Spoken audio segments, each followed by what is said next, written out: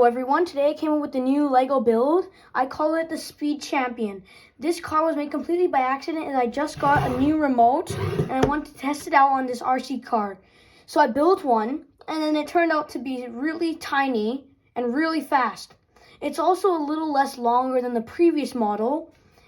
However, I use the same tires. If you've not watched my previous video, I'd recommend to go and watch it so that you can see the differences and the similarities between these two cars. One difference is for sure, this one is way faster. This car is powered by one servo motor, one battery box, one medium-sized motor, and one receiver. And my new remote, of course. Now, just to give a tiny little demonstration, to move the car forward, you turn it like that.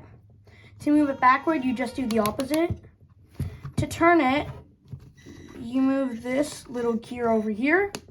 And there's even a separate function that controls the lights. There's this little switch over here, which I can turn on and off the lights. As you can see here, there's the same spring thingy that I added into the previous car.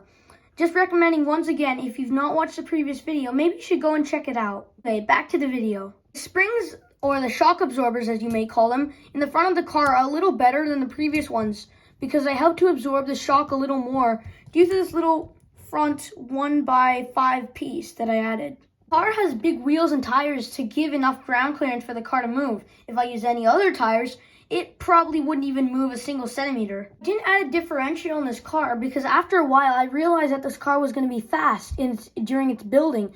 So I didn't add a differential, otherwise it would lower the speed of the car. This car does have suspension. Its suspension is not a lot on the back. Oh yeah, and don't mention it, it's even worse on the front.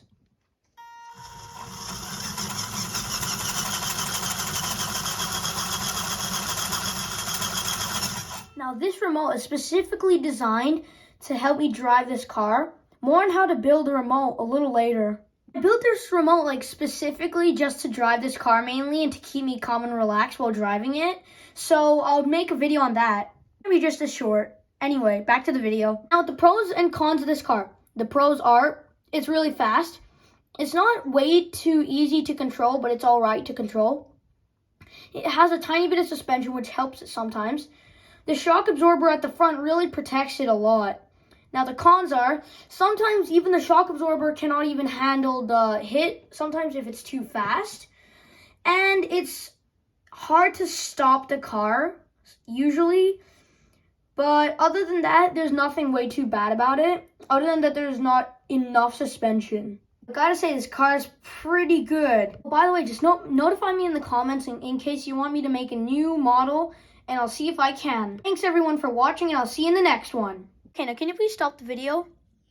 Wait, what? Wait, what?